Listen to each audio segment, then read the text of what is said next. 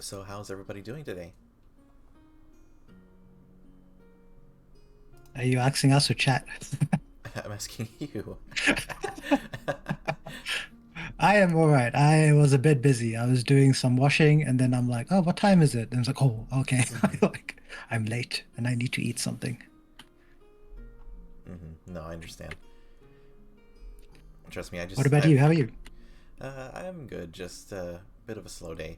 I was also hungry too. I've only just eaten a corn dog today. Oh no, you can eat and chat. I don't mind. You just make me feel hungry on chat, so it's all good.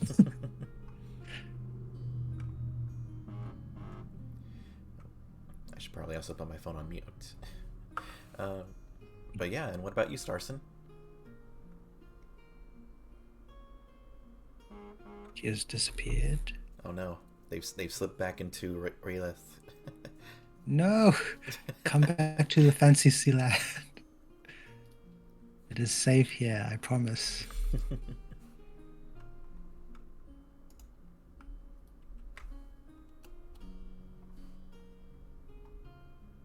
Maybe they just stepped out to Okay. use the bathroom. Oh yeah, that's fine. Mm. I will. Okay. Maybe? Oh, Maybe? they are Oh, back. he's here! Yay! There we go. It's not something a Star Sun.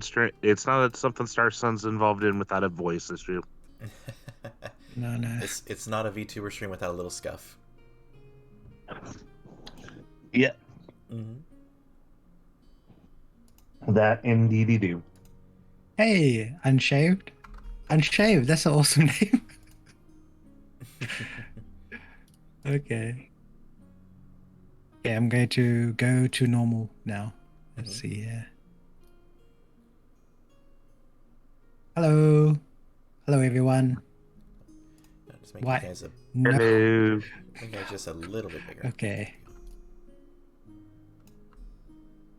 Every single time. Every single time.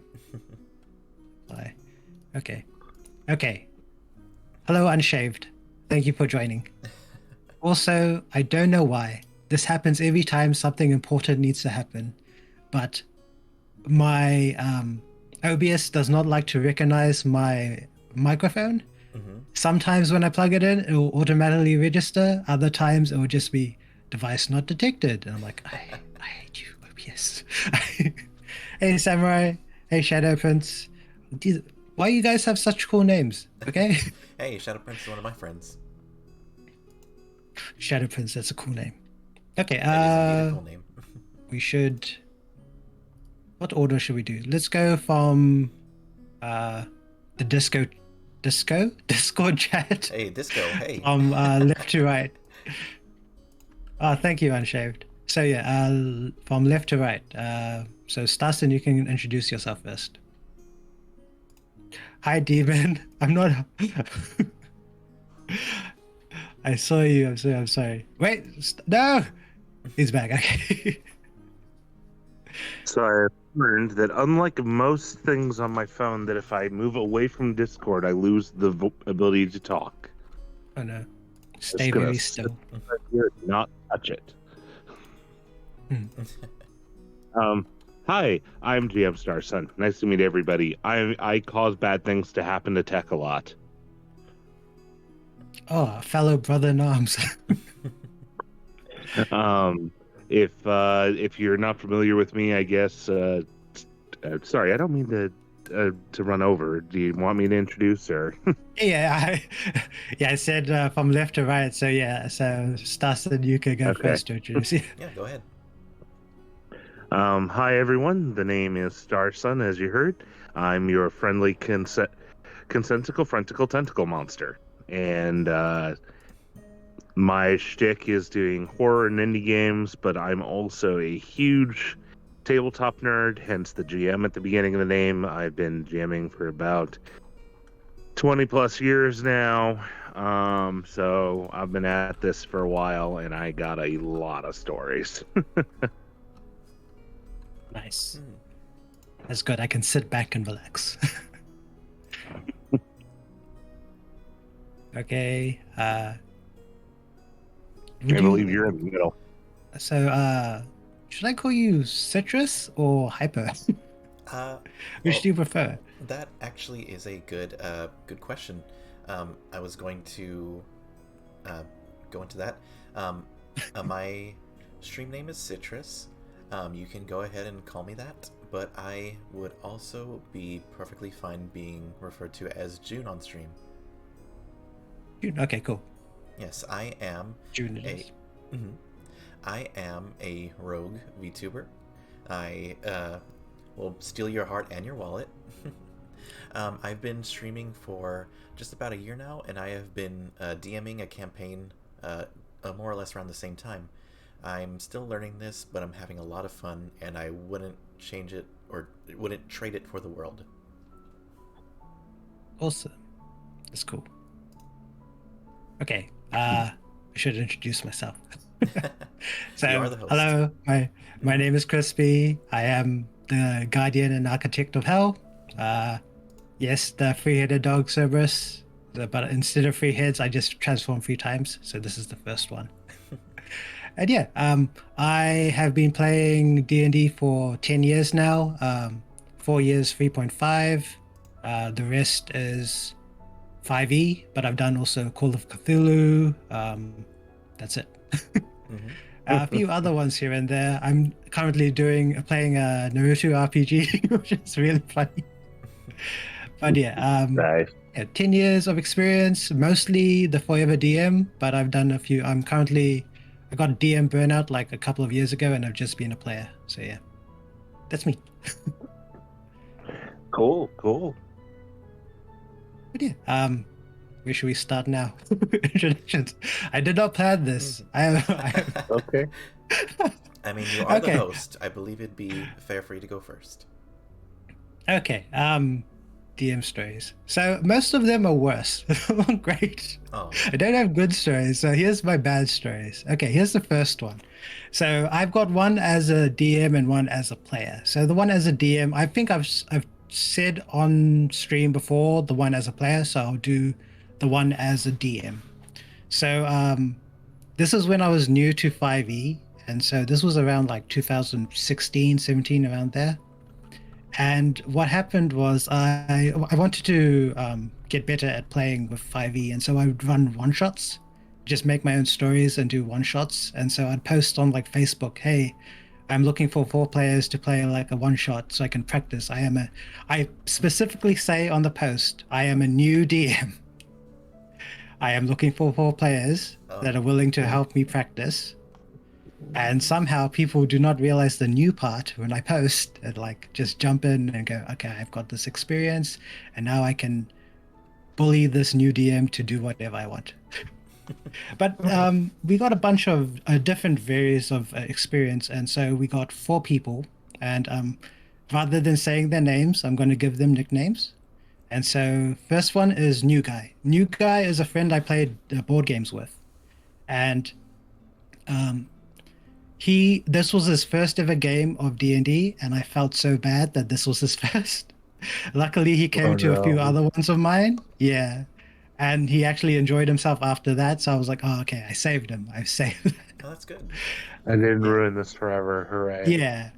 Because, like, yeah, this is bad. This is a bad game. Oh, So then we have another guy, which I will call Mr. 30 Minutes. And I'll explain later in the story why I call him that. And then Oh boy. the last 2 is That Guy, which everyone knows what That Guy is. yep. And Oh, no. That Guy's sister. Everybody knows that guy. Yep. So if you are unsure what That Guy is, it's a mix. It's either min-maxer, rule lawyer. What else is there? The couple. The nerd version of a frat bro. Yeah. The edgelord, and so on and so forth. This guy was sort of a mix of like min-maxer, rule lawyer, and cheater, which is the worst one. That pissed me off the most. And his sister was also there. His sister was all right, but yeah. So Attached to a lead weight. yeah. So it was So okay. So the premise of the one shot was that a wizard was making an item for a very powerful lord, and that item was a advanced version, as well as like an amulet of true disguise. So you know how disguise self just made you like 1 feet either taller or shorter than your actual height, and wasn't actual Mhm. like Mm-hmm. physical. It was just an illusion. So this one Mhm. made you any humanoid, and you would become a physical version of that humanoid. Oh wow. Yeah, and The so full alter self spell. Very good. yeah, and so what happened was that obviously the Thieves Guild was also interested in this item, and Mhm. were threatening this guy to like make them one as well. So he fled without giving the guy who commissioned the item. Ooh. And so the guy who commissioned the item has sent these adventurers to go to his hometown and find out where he is and get that item. Uh-huh. So the one shot was they would go to the town, gather information, and then go to the location to have a fight. What happened was they just went to the tavern instead to have drinks. Mm-hmm. And so they get to the tavern, and so I tell them, okay, there is obviously bartender and his wife. They're just cooking away, minding their own business. There's a cleric there that will give them information because he's a childhood friend of the guy that's making the item. So if they go to him, and there's also gambling at the back. And so the gambling was the Thieves Guild. So the Thieves Guild was already there. And so they needed to go and get, if they walked around and talked to people, they would get information. Instead, they just went and gambled. And so they go gamble. And I made this whole thing like, I even invented like sailor themed gambling game with dice Oh yeah. for them to play. And so they were like, it was so far the game was going good. They just went there to gamble. And actually, before I've messed up the story already. I should actually introduce their characters as well. The 4 players. So new guy, he was playing a chaotic evil sorcerer. That guy was playing multiplayer cleric fighter, which is weird. At first, I was like, that's interesting. Like, I mean, I guess you get like second wind for like you can heal yourself, but then so you can focus your heals on others. That's what I thought he was building up to. Then you had that's like the only way I could like figure out like a cleric fighter. That's interesting, but like the player started at level 4, so I could not see how that could be an optimal build with level 4. But I'm like, okay, whatever. Oh, you sweet, multiclass. sweet child. Yeah. And so, and the sister was a ranger, level 4 ranger. I think she was just chaotic neutral. And that guy, I mean, not that guy, Mr. 30 Minutes, I have no idea. I cannot remember what he was. Apparently unimportant Okay. to the story. Yeah. And so they go into the tavern, and I describe the place. Like, it's like around 4:35, like it's late afternoon. People are closing up shop or off from the fields going to the tavern now. So it's just about to get busy. And so you see like tavern's full, got a bunch of people in there, so you can walk around and talk. And it's like, oh, is there gambling over there? Yeah, you can go to gamble. And so they gamble. And so they start gambling, and the sorcerer gets a lot of money straight off the bat. Cleric's not doing so well. The ranger does an insight check on the group and figures out that it's weird that there are a bunch of sailors in the middle of like when the ocean is like 2 days travel away. And you also find out that there's another guy in the corner that's sort of with the group, but he's like sort of eyeing the tavern to find a good score for some loot, for like, stealing some money. As they do. And so the ranger just sat off to the side to keep an eye on that guy, while the other 2 went to play dice with the other 2. And so since the ranger knew that they were sailors, but the other 2 did not, they didn't do any insight checks. But then that guy was like, okay, they're sailors, so I was like, you don't know they're sailors. It's like, no, like it's obvious, isn't it? No. And I'm like, I had to figure out a way for him to know that they were sailors. Like, okay, what's your passive insight, even though that's not such a thing, but I'm like, yeah, you figure out that they're sailors and they're not meant to be here. It's like, and then he goes like, oh, what are you guys doing here? And I'm like, they're dressed up as normal villagers, but they're sailors, which is weird. And I'm like, okay, so I'm trying to justify the fact that he knows that they're sailors now, trying to get the story along. Meanwhile, Mr. 30 Minutes gets up and goes to the toilet and disappears. Oh no. And then, yeah. So we were playing at a cafe at the time. So like they so people were getting up and getting drinks and stuff, and I don't mind. So the ranger got up as well to get some drinks. So it was just me, the sorcerer, and the cleric. And the cleric is like just asking questions. It's like, okay, give me a persuasion check. Fails this persuasion check. And it's like, you don't like, it's like, what's it to you? Why do you need to know who we are? Blah, blah. So the guys are like, you know, a bit surly with him. While this time, as the cleric's talking, the sorcerer, the other guy starts cheating with the sorcerer and starts stealing his money, because now he's like, okay, you've given him some money, but they raised the stakes and now they're cheating. Uh-oh. And because they're cheating, the sorcerer just goes, I cast Firebolt straight away. Oh. It's like I'm arguing with this guy and I forget about That the escalated quickly. the chaotic evil sorcerer. It's like, okay, yeah, you get a surprise round, you cast your fireball, your firebolt. It's like everyone roll for initiative. And so far the game's going well. Mr. 30 Minutes comes back, takes a seat. Ranger comes back with drinks, and so everyone rolls for initiative, and then we start. So first guy that goes first is the guy that was away from the table, and he sees this firebolt, and then he bolts out of the. He tries to make it to the door of the tavern to leave.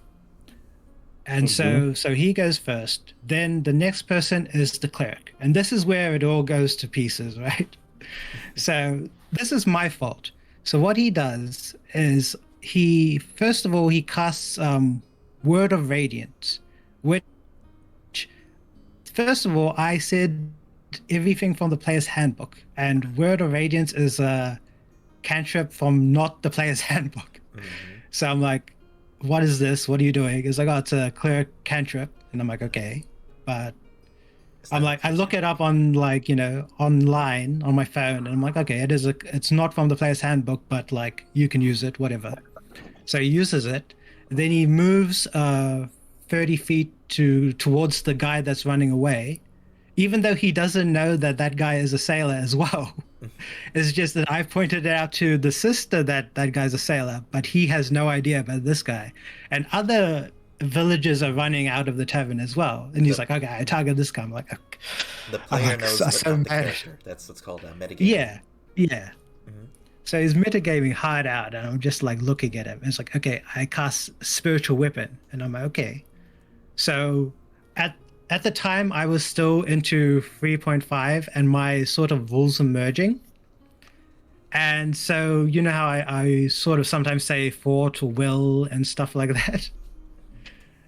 So what happened was, like, in 3.5, you can only cast one spell, right, as an action. But if your spell is a bonus action, you can cast another spell that is a cantrip. However, for me, I was like, you can't do that. That's like, I made the mistake of saying no to the player, but I was just really annoyed with him at that time. It's like, you can't cast 2 spells at a turn. He's like, and then he gets like, really angry and like starts shouting in the cafe, like with people around. And I'm like, oh, this is really embarrassing. So I'm like, okay, I'm the one that has to like back down and go, okay. It's like, you can do this. It's fine. Okay. And so he goes ahead, casts his Spiritual Weapon, and it misses. So this whole fight lasted probably like a couple of minutes. Actually, it lasted quite a while. Yeah, a couple of minutes. And then so mad. So yeah, I'm like really not only embarrassed that people like now staring at us and this guy's shouting and like really aggressive. So I'm like, okay, so you do all of that and we're all fine. Everything's cool. And so then the So the other guys, the other bandits go after the cleric. They do their turn. They get a couple of hits in. They miss a couple of times. Then it's the ranger's turn. Ranger chases the guy because she knows that he was a bad guy, so she goes after him. Shoots a bow, misses, and that's her turn. Then sorcerer, he shoots one of the guys that was cheating, and because he already took damage from Words of Radiance, he kills the guy. Oh. And then he's like, I go to the kitchen. I'm like, why are you going to the kitchen? I'm like, okay, sure, you go to the kitchen. Okay, you not your teammates are in trouble, but sure, why not? You go into the kitchen. And so now the sorcerer's in the kitchen. I have no idea what he's up to. And then we get to the first bad guy that left. He does another dash outside the door and goes outside. Then it's cleric's turn, and what cleric does is he so since that guy's dashed, his spiritual weapon's just floating there, and so he moves it back to where he is, to himself, and then focuses on the guy that's the other guy remaining that was at the gambling table. So he attacks him, misses, and then he action surges. Oh, okay. And now this is where things get weird, because action surge is for a level 2 fighter and spiritual weapon is for a level 3 cleric. Right? That makes him level 5, not level 4. And I'm like staring at this guy, and because I do not want to already made a scene in this cafe, I have to let this guy get away with all this shit. No. So I'm like, and the new guy is like wondering, like, this is not how a D&D game's meant to go. And meanwhile, then Mr. 30 Minutes gets up again, goes toilet. And I think for this fight, he's completely gone now. And so he misses his first attack and then hits with his action surge. And I'm like, fine, you can action surge, whatever. You attack him. He's still up, because I actually want to kill this guy now. So I like boost this guy up to level 2, the guy he was fighting. Because they were all level 1 fighters. The bad guys, the bandits. And so what happens, Ranger goes after the guy that fled and tries to do, and I think she casts Hunter's Mark at this point. Okay. To, like, in case if he actually escapes, she will be able to use Hunter's Mark to follow him, like know where he's going. So I'm like, sweet. They can go to the place where they were meant to go, because the bandit's going to go back to the guy's house, because the Thieves Guild is already there, and they actually are already at that wizard's place getting the item. But we will never get to that part. Like, so now the it's a sorcerer's turn, because we skipped the Mr. 30 Minutes because he's just not in the fight at all anymore. And so the sorcerer is now threatening the bar owner and the tavern owner and his wife that he'll burn the place down. Oh no. And I'm just like, oh no. So what's your aim for this? And he's like, oh, I just want money. And I'm like, okay. They like roll intimidation, and he intimidates them. And he's already said, like, with his firebolt that he I think he missed with his surprise round, and so part of the tavern was already catching on fire. And so they're already scared, like, of this guy. And so he's like threatening to burn the place down if he doesn't give them money. And so I'm like, okay, you do that, you roll your intimidate, and then they tell you where the money is and you can go get it. I'm like, okay, this is like already gone, like, beyond my control at this point. I'm just curious how this all even started. Just like, how did we get here? How did we... I don't like, so I like taking notes, but I don't like railroading my players into doing what I want to do. I just say, you're at this town, you do what you want. I've just got notes for, like, locations and people that are at this locations and items and stuff. Yeah, no, I just meant like how it went from gambling to holding the wife hostage with a fireball. I don't know either. That's just, yeah. That's before. Yeah. Because I'm just already losing my mind with that guy, and then this sorcerer is just like, I'm like, you can play whatever you want, but like, I'm just like, this guy is like revealing his true self. Like, so this is what you are really inside, a murder hobo with a fire addiction. Hang on a minute, that's me. Never mind. Okay, so, so, Ranger is chasing the guy now. So Cleric's fighting inside with that guy. Ranger's outside chasing, and so it's back to the top. The guy's running away, and Ranger is chasing him. And then all of a sudden, the Ranger goes, "Where is my wolf?" And I look at her and I go, "What are you talking about?" And she's like, "I am a Beastmaster."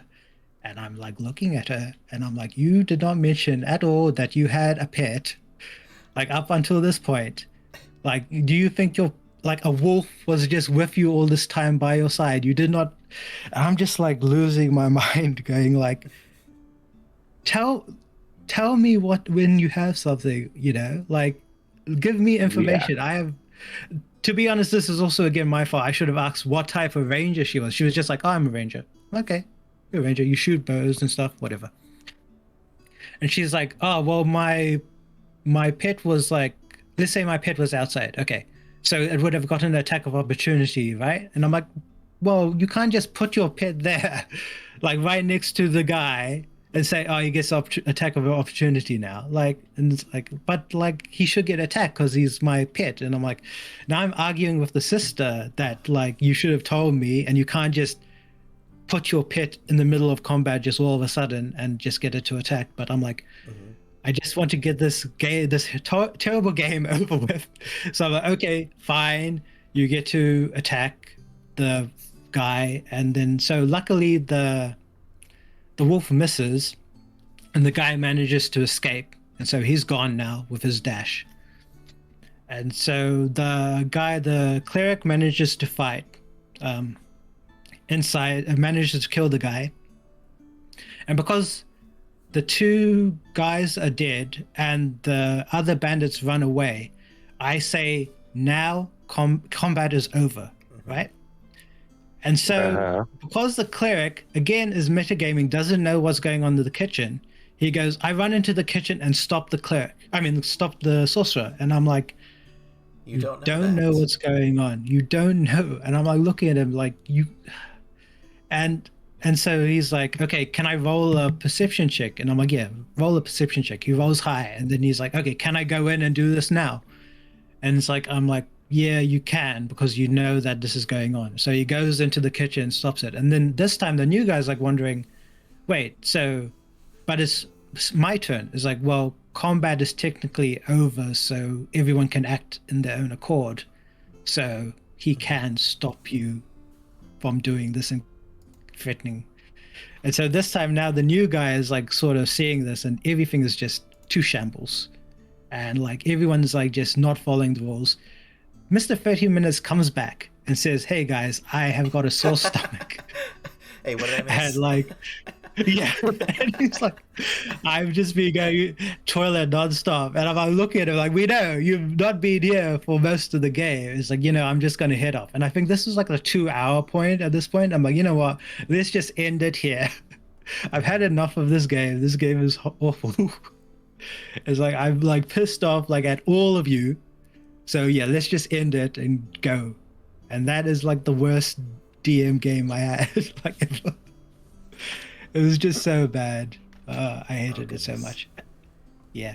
I got one for you that I've got two different set of circumstances. One that was the worst game ever for meta reasons, and one that was the worst in-game game.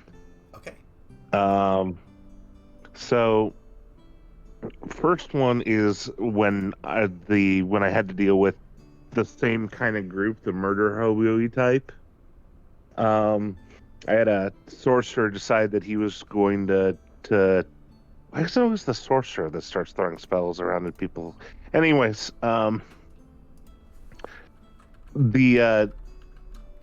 he goes, "Oh, I'm gonna try and basically run off with the princess," and I'm like, are you really sure you want to do that? And he's like, sure, I'm level 5. I'm like, you do know how math works, right? And he's like, yeah, I can nuke any of these characters with a quick spell. Now, by the way, this was 3.5 where you didn't have infinite spells in a day. Yeah.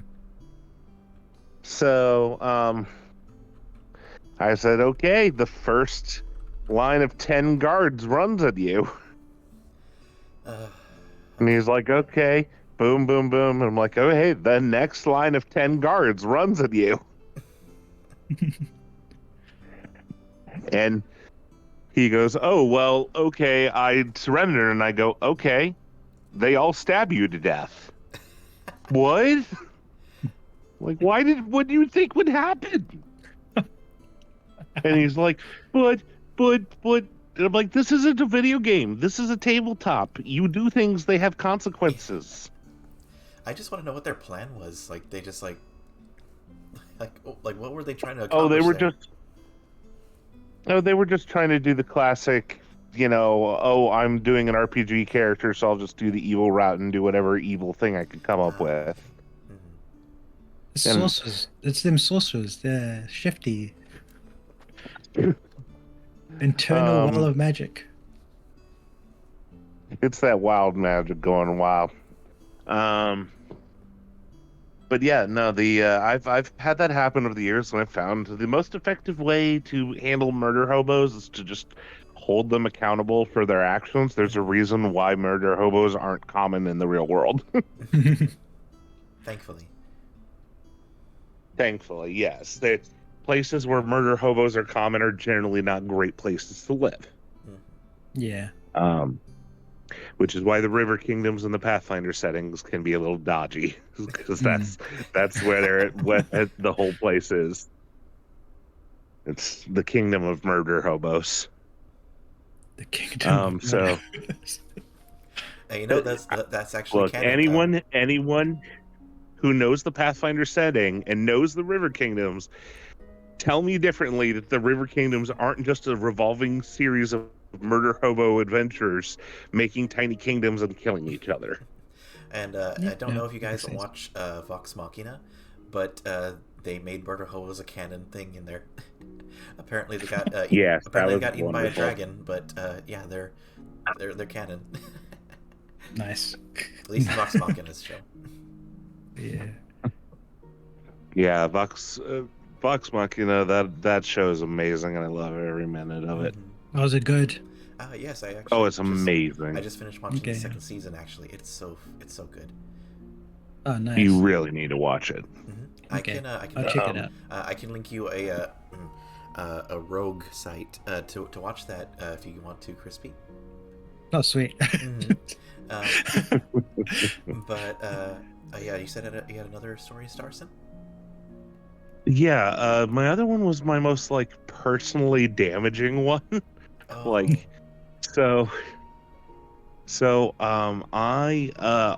do what's called the Pathfinder Society, which is kind of like an official campaign for the whole world. And I don't just mean my homebrew world. I mean for the whole planet Earth. Mm-hmm. That everybody signs up and basically runs the same campaign, and we all influence the campaign, and the Paizo writes the new stories, right? I think nice. Wizard Coast has the Adventure League or something like that. Is it? Yeah, Adventure League. It's very similar. Except for Pathfinder is much better, so. Of course. Hey, look, I finally can say that without it being that controversial of an opinion, and I'm excited about it. Roll a d4 for that burn damage. Well, don't worry, I'll hit the Dumont before I crit. So, so I'm here's the thing with Pathfinder Society. Pathfinder Society, they write the story for you. They give you the thing. You're supposed to run through it as written, and then when you complete it, you get rewards, and that gets attached to your character, and you can show up at more other games with that stuff, right? But at the end of the day, the game is run by the GM, so the GM adjudicates. So, what would happen on occasion is that some GMs would be nicer to people than other GMs. And if it was oh, you rolled and got a critical fail, oh, I didn't see that. Whereas yours truly, when you crit failed on that saving throw, I would look at you and say, I am so sorry. So, and this is important background information, because I'm actually an old school GM in the way that I believe in the KFAB of being the evil GM. If either of you are familiar with that term, I vaguely think I know it. Yeah. So, yeah, it's curbed from wrestling. The false, the fake show that you put on. So I put on the whole show of being the evil GM that's going to murder everybody. But I'm not actually trying to kill everybody. I'm just running the characters. Yeah. You are playing the villains after all. Yeah, literally, that's the job. I want you guys to win, but it's no fun if you don't beat the villain. Yeah. So, anyways, we're doing Starfinder, which is the sci-fi version basically of Pathfinder, and I get assigned this new quest to run because I'm literally, I get to go. I run games all day for 3 days in a row, and I get my room and board and everything comped as part of the society. It's pretty fun. Wow. So anyways, I get assigned this new quest, and this new quest is one of those sort of horror style monster chase scenarios where they go down this deep, dark elevator shaft into this foreign planet, and the shaft collapses behind them, and then this nano gray goo robot forms together and starts chasing you through the complex. That sounds awesome. Oh, it was very awesome. There's just a few minor problems. The first being is this was part of my feedback to the creative team, was that having a monster that you had to run away from went against everything all these poor Pathfinders had been trained to do. Oh, no. Yeah, that's unfortunately true. Because the Pathfinder Society games are always calibrated for the specific level that you're all supposed to show up at. And let's face it, how many times do we set our players up in a situation where they have to run?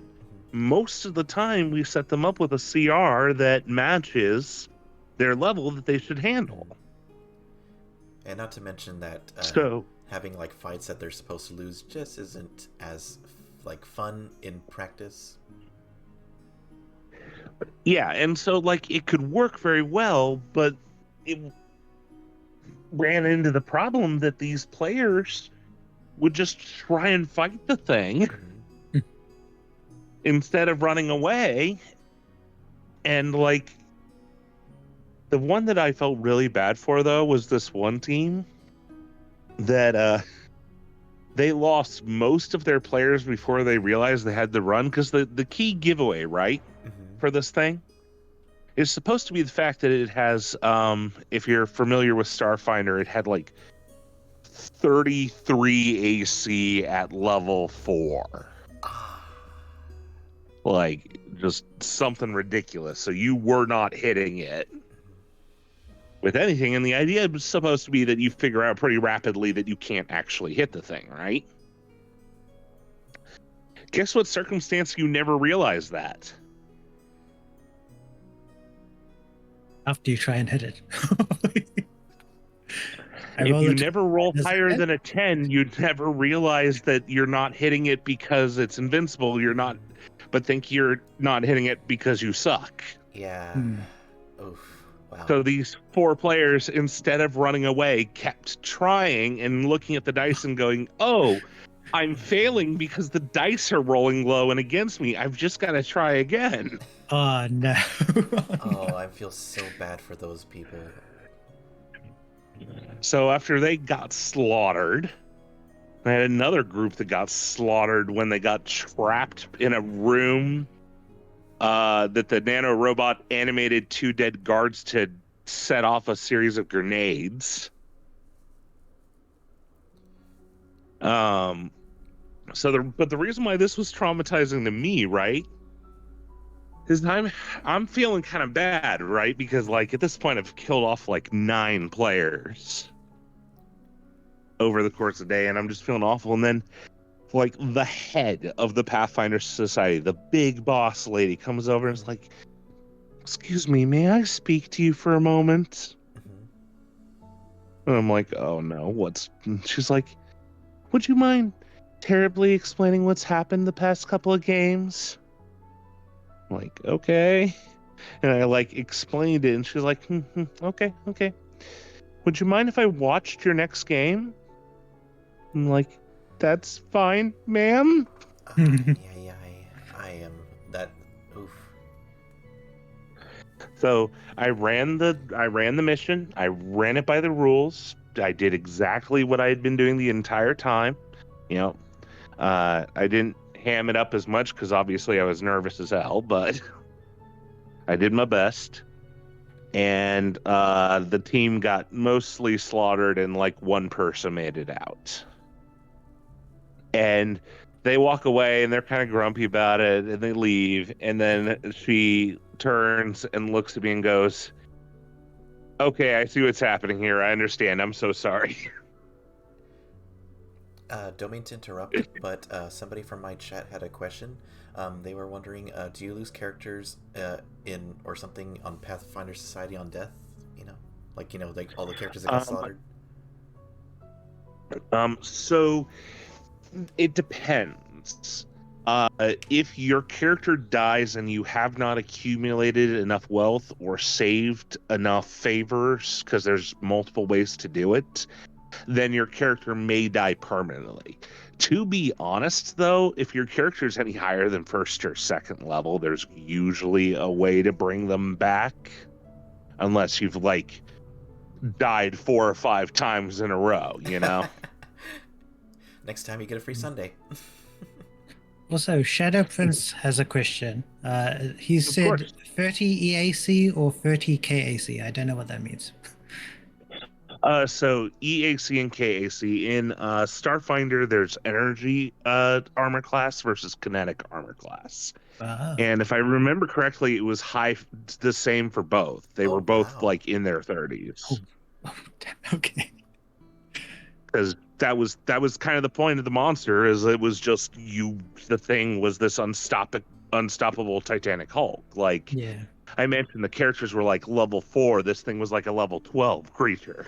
Oh Yeah. gosh. And like at the end of the day, these people kept getting slaughtered by it because they set up a horror scenario that it literally was alien isolation in Starfinder. Like I got to vent that stupid monster because it was a nanobot monster, so I literally had instructions to vent it to different areas.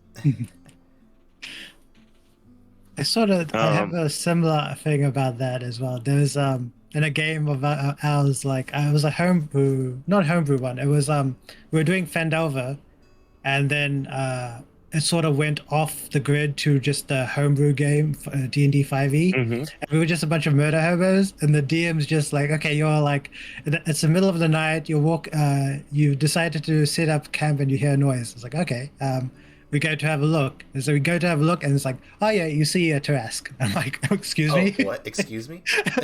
A Tarrasque. And then it's just like, we're just like looking at him going like, I know we're murder hobos, but like a Tarrasque just wandering around, just like doing what? Like, just chilling? I'm like looking at him going, dude, we're not going to find that thing. We know we're murder hobos. We're not idiots though. the Phandalin chucks a Tarrasque. random Tarrasque. It's like so mad at him. I actually have a story concerning my players taking on a Tarrasque. Oh, boy. please. Have you ever heard of the Salt and Wounds campaign setting? I have not. No.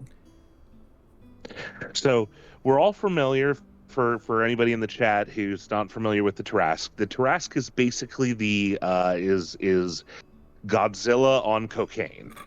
The sequel to Cocaine It is Bear. a sequel to the Cocaine Bear, Cocaine Godzilla, aka Tarrasque. God, I want fan art of this now. Somebody draw a cocaine Tarrasque, please. Oh no. Please, I beg of you, somebody. I don't have the art skills for this. Make the cocaine Tarrasque happen. So, anyways, the Salt and Wounds campaign setting basically is a setting wherein somebody knocked out the Tarrasque at some point, and people realized, oh, hey, the Tarrasque is unkillable and continually regenerates, but if you just keep hacking at it long enough, you can keep it down. So a entire town and industry springs up around the continual harvest of the Tarrasque to keep it from getting up. Oh, I think I know what you're talking about. Yes, like it's like literally a settlement built around a Tarrasque, and like they're just essentially harvesting infinite resources from it. Yep. And so I built a campaign in my homebrew world around basically an evil country establishing this and using it to harvest Tarrasque armor and Tarrasque weaponry and stuff to have unlimited resources for their armies.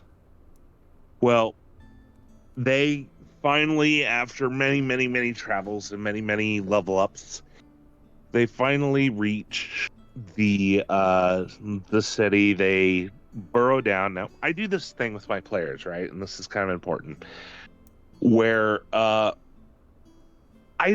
don't like the whole, like, you have to tell me as your GM every little thing you've possibly ever done with your character, because then it leads to confusion, like, you know, the where's my wolf thing, right? Yeah.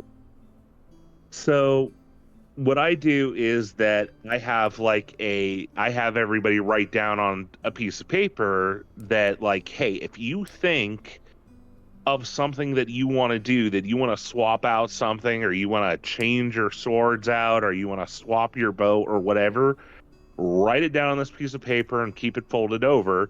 And then if it comes up, you can make a reveal out of it. Yeah, that's a good way to do things. Well, they crawl up to the Tarrasque, and they're getting ready to release it with the idea to just sort of sick it on the town. And at which point the druid of our team, my dear buddy, looks at me with the biggest grin on his face and says, I cast Awaken. Oh. And I look at him, blink a few times, and I go, what? I cast Awaken. Now, for those of you who don't know, Awaken is a spell that gives intelligence to any unintelligent beast. So... Well, now you gotta argue if the Tarrasque is unintelligent or not. Well, according to stats per the edition, he was not. Okay. Specifically, something that has 3 intelligence or less is considered unintelligent. That's bestial intelligence. Sorry, GM. Nuance is my thing. Anyways, so they cast it on the Tarrasque, and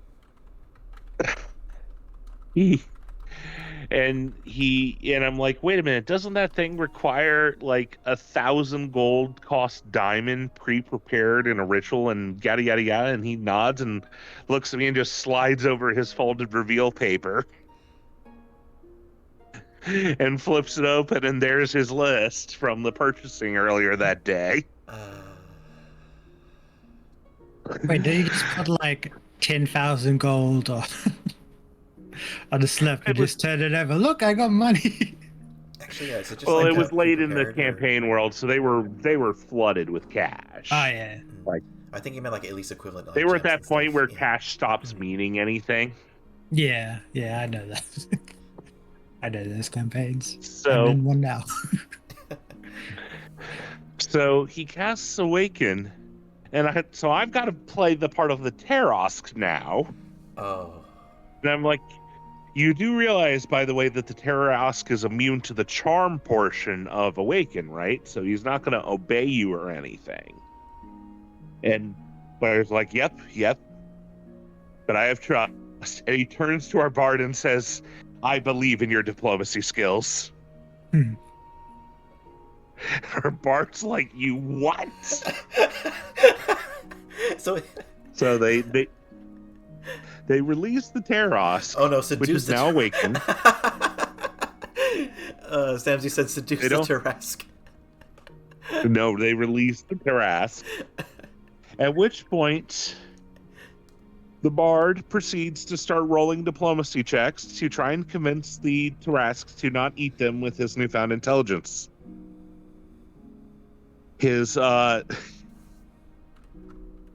His ploy was to ask the Tarrasque to go eat the people at the castle on the other side of the world who were insulting him, and to save them to eat last. And he crit. Ah. Oh, of course. And it was one of those I was going to let it go if it was a high enough one anyways. Like, I would have accepted like a 17 or 18 on that one. But then, of course, he crit at that perfect time. And I'm like, I gotta give it to him now. Yeah. So they sent the Terosk off, and they gave this big whoop. And I'm like, you do realize you just sent this monster off, which now has intelligence and therefore can gain class levels, off on a mission where he will eventually realize he has been tricked and come back very angry about it. And they're all like, yeah, but we're guessing that'll be by the time our lifetimes are over. So that's for another campaign. Please make him a rogue Tarrasque. Oh no. June, you can train this Tarrasque into a rogue. Ugh. Hey, what size You is do a that. Tarrasque? Gargantuan? Tarrasque is colossal. Colossal, yeah. Would Awaken work on a colossal size? But that's 5.5 squares? It's dependent, because remember, 3.5 was different than 5e. Ah, yeah. And some of my stories are across various editions. Mm-hmm. Yeah, fair enough. Because let me see if I can remember all the different systems I've run. 1 second. This. While So you, I've run D&D 3.5, 3e, 4e, 5e, BESM, 3rd edition, 4th edition. Wait. he Hold up. Did you just say BDSM? No. That was a big eyes. BESM. Big eyes, small mouth. I can say that there was Ah. some BDSM in that game, but it was not. It was. That was not a function of the Like- system. That was the function of the players. It's always a function of the players, isn't it? Well, it was especially in that game because that was the game with the porn stars for players. Okay, I'm switching this up. So I'll. I guess I can do a bad story now. Yeah, sure, June. So I have just 2 or 3 just bad stories, and unfortunately they are all my IRL games. Oof. I guess to start off with was one where I believe it was one of my first.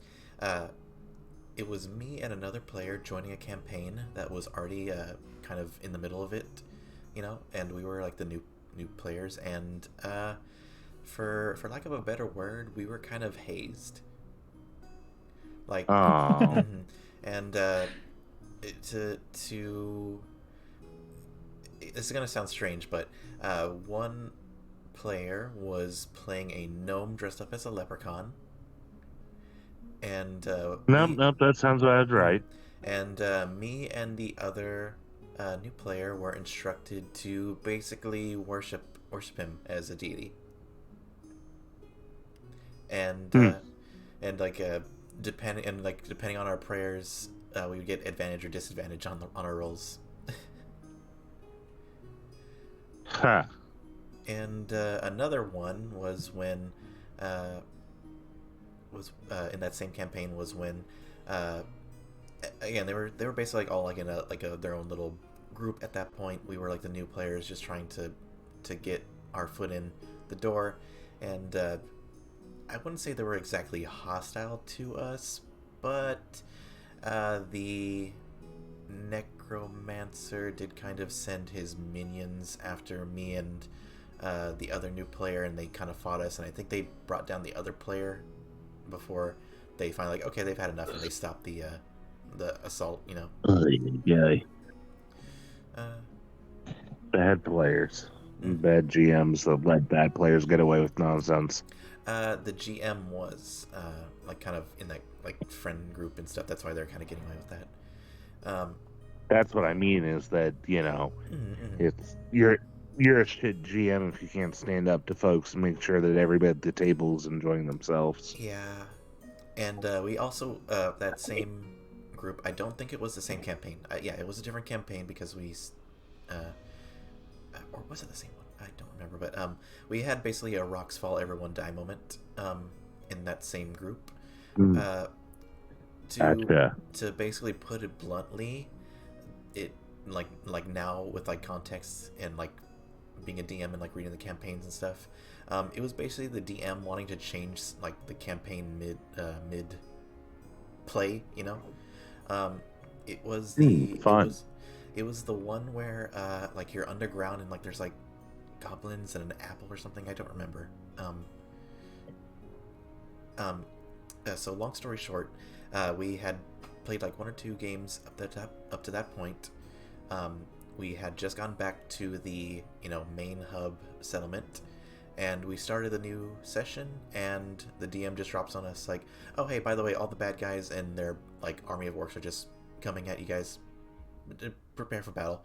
And we freak out, like what the hell, and um, he mentions how there's It's very just strange. and he mentioned how there's like this big bad wizard guy, trying that just kind of like leading the charge is like everybody's just dying, the village is on fire, and it ended up being where I believe everyone went down as like they basically got trampled by the army, metaphorically and literally, of course. Hmm. And it ended up being me, the last person left, and I was playing a ranger, and I climbed up onto the roof, and the DM described how I saw the mysteriously cloaked figure, just like all the just randomly, just no prep or anything like that, just all of a sudden starting like this ritual in the middle of the town, and uh, I believe a player had like smacked them like one or two times. I don't think they were like low enough to actually do anything, but I tried to say, okay, I draw my bow, I aim, and I try to shoot the guy in the back while he's doing this, and I unfortunately missed. And the next round, the DM just says, okay, everything explodes. You all are like thrown into like this magical vortex, and just conveniently, all the new players are just plopped on top of this snowy mountain. And Huh. yeah, like not the orcs or the dark wizard guy, just us. Sounds like a So very epic fight. poorly done in media tray. Yeah, So epic fight, and then portal opens, and you guys get sent into a new location. yeah. It apparently, Yeah, little cliche here. mm-hmm. Hmm. Yeah. So I kind of felt bad about that because I felt like I had messed up. I could have stopped it, but I'm pretty sure it like even if I had shot him in the back, the It DM. was a forced loss situation. Mm-hmm. Yeah, I'm pretty sure if I had shot him in the back, the DM would have still railroaded the thing anyway. And I found out later that, as we continued the session, we went down, saw a new place, etc., etc. I think we only played one more session after that because people were understandably pissed off. but I found Mhm. out that it was basically we went from one setting or campaign, pre-med campaign, to another. Ah, Yeah, fun. and it just kind of fizzles apart after that, and but yeah, that was kind of my experience with like a bad DM. Ooh, I've got one for you of some players who brought. Yep. Hold on. Somebody's got to show off their engine, apparently. Anyways, uh, so I had. So a lot of times we hear players talk about bad GMs, but I had one player accuse me of being a bad GM, and I just had to sit there with my jaw open because here's what happened. Oh. I have a beginner's campaign I run, right? And I call it my beginner's campaign because it's a campaign that a little one session scenario that I've crafted and been using for years every time I want to teach newbies how to play, right? Mm-hmm. And I call it Crowning of the Kobold King. And the basic village you're in is being attacked by kobolds, but they're kobolds like attacking in formation like an army, which if anybody knows anything about kobolds, is not kobold standard behavior. Yeah. And so you're supposed to go, investigate, find out these kobolds are like literally there's a supply train of kobolds, and follow the supply train of kobolds back to find a half dragon kobold that has declared himself the king of the kobolds. Oh, wow. And has convinced the kobold dragon shamans to declare him a dragon king incarnate or whatever. So I give all this background, and I'm running this for a team of newbies, and one or two players that I think have been around the gaming space a while at least. And they so they do the first encounter, they fight off the kobold horde that runs up, then they follow the trail and go to the supply train, and they kill the kobolds at the supply train stop, and then one of them goes, "I've got an idea. Let's all wait in the barrels until they come by and pick us up." And I'm just like, my jaw drops a little, and I'm like, "Are you sure you want to do that?" And like, he's like, "Oh yeah. I set myself up. I get in the barrel. I pull the barrel closed, and I'm like looking at the other players, and like two of them are like clearly like, okay, yeah, no, we're out of here. Yeah, we've seen the road to El Dorado. Fuck this bad idea." But they're like, at this point, I think they're rolling with it just because they want to see how far I'll let it go. And I'm like, okay, how long are you willing to wait? And he goes, "I'm willing to wait as long as it takes." And I'm like, okay, do you wait an hour? Yeah, sure. How about 2? Yeah, sure. 3? Yeah, sure.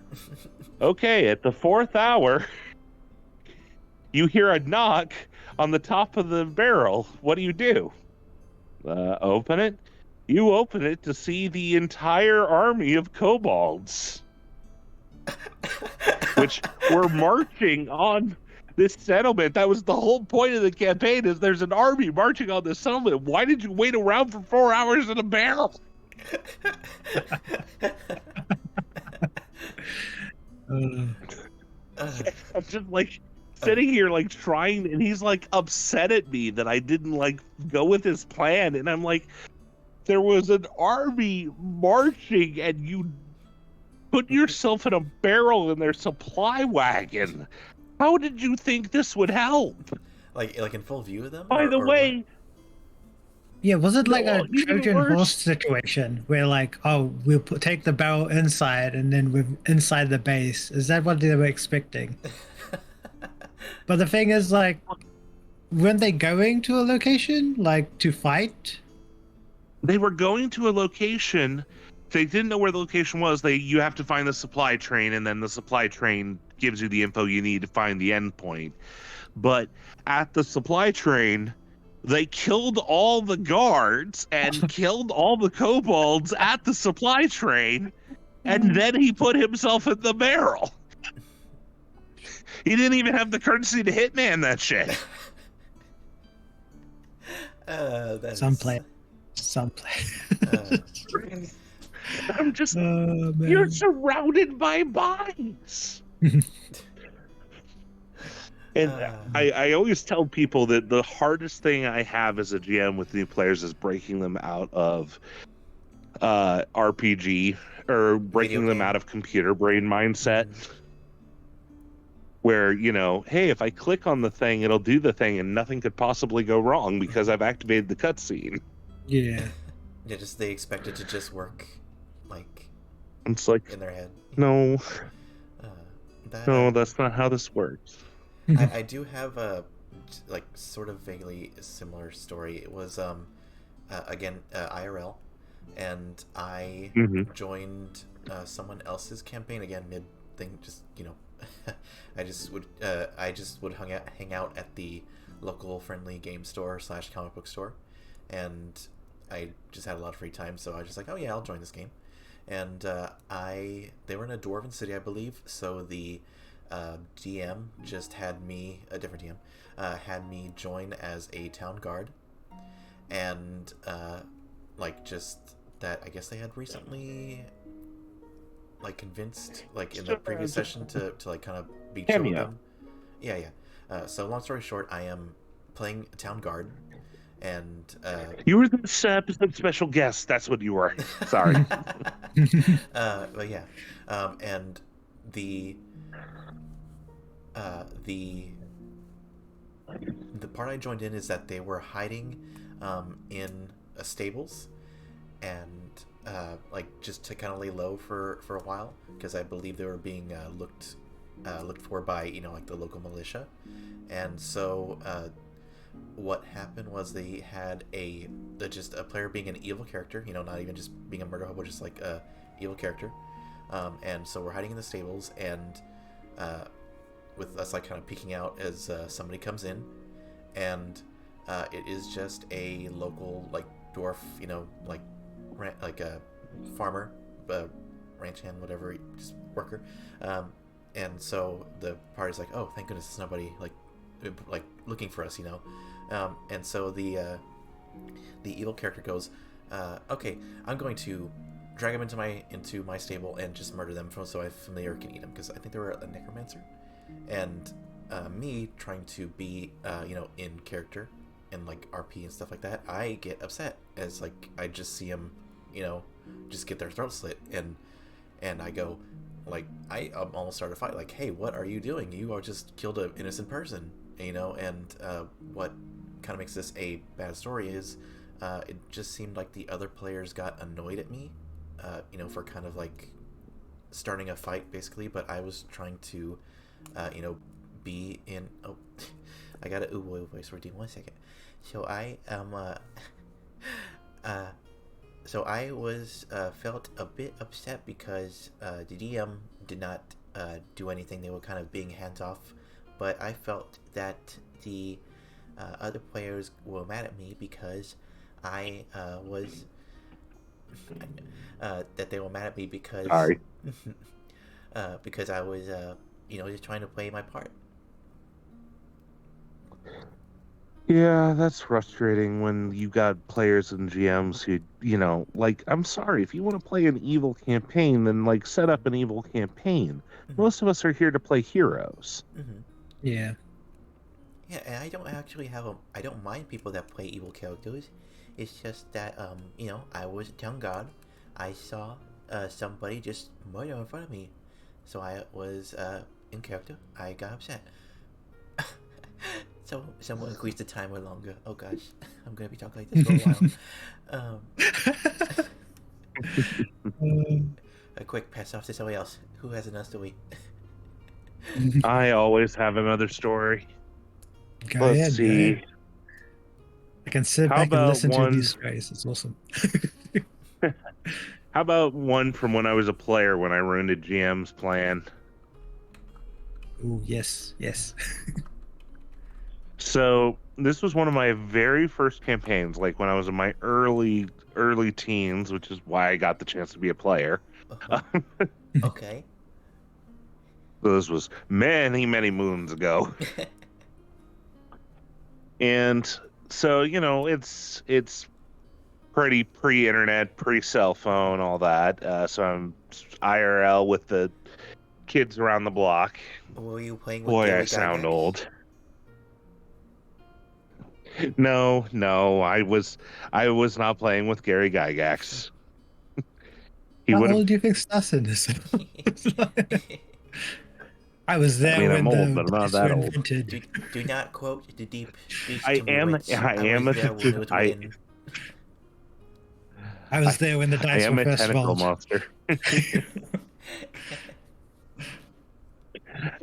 So, anyways, we're playing this campaign, and it's the GM's first campaign, and he's got this, you know, cool plan and cool plot, and I'm playing a paladin. And I want to say this is 3 point. It was either late 2 or 3 point. I can't remember which. I think it was 3 point. Anyways, this is what happens when you get old. All the additions start to run together. Anyways, so I was playing a paladin, my brother was playing a rogue, and a friend of ours was playing a mage who specialized in counter spells. Mhm. So so he sets up this situation where basically we get to have the classic, the low level heroes meet the high level end boss and have a one-on-one talk before, you know, they walk away, that sort of thing, right? The classic, let's set up the monologue. Mhm. At which point,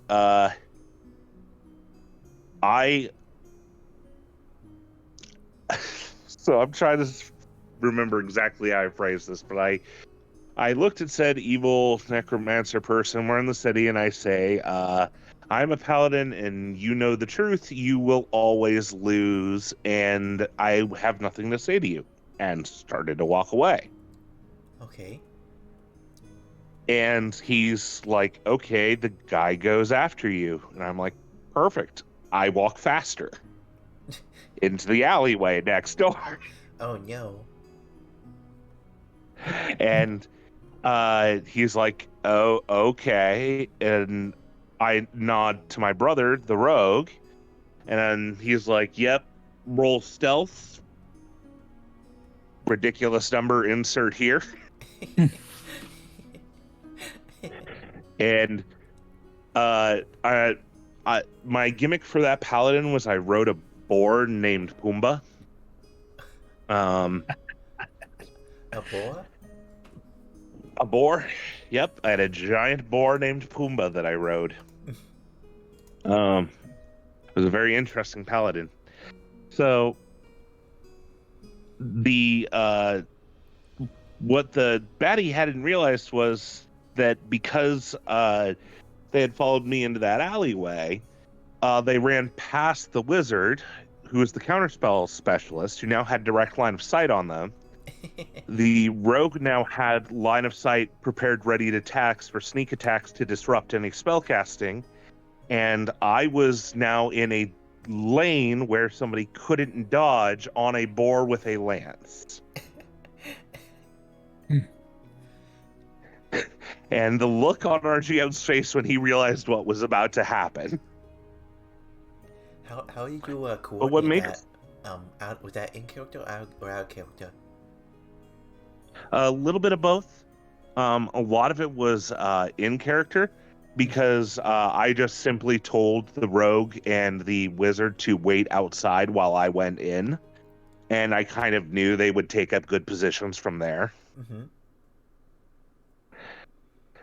So I kind of was just hoping that I could bait the bad guy outside, but I figured since he was playing up the whole prideful villain thing, that there was no way he was going to let me walk away without monologuing. Like, he's an evil villain doing a monologue scene. He's not going to let me walk away without his monologue finished. Mm-hmm. He'll follow me.